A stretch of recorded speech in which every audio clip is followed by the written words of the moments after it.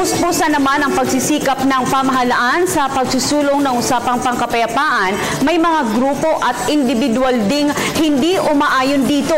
Isa na rito ang Bangsamoro Islamic Freedom Fighters o BIFF na pinangungunahan naman ni Amiril Umbracato. Sino nga ba si Amiril Umbracato at ano ang layunin ng BIFF na kanyang pinamumunuan? Yan naman ang tinutukan ng aming kasama si Benj Bondo.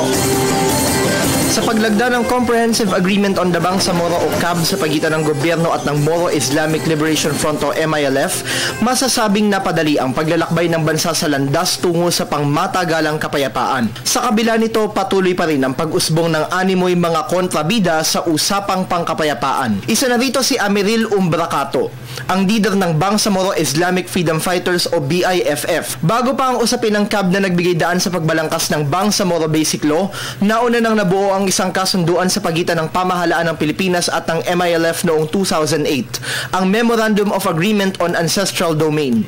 Sa ilalim nito, lilikhain ng Bangsamoro Juridical Entity na bubuuin ng mga lalawigang sakop ng Autonomous Region in Muslim Mindanao o ARMM at iba pang bahagi ng Palawan.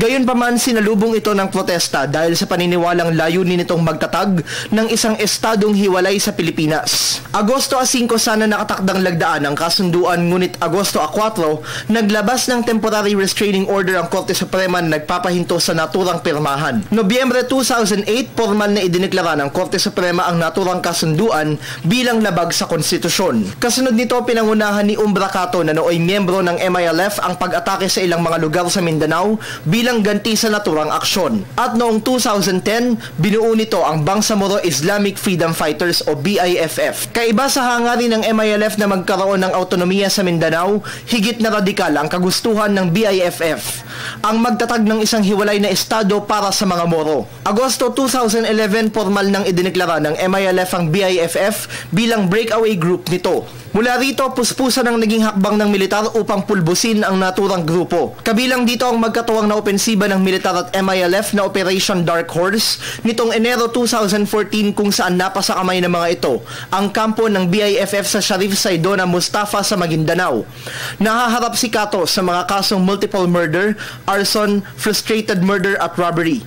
Isa siya sa mga most wanted persons ng pulisya at may patong sa ulo na aabot sa 10 milyong piso.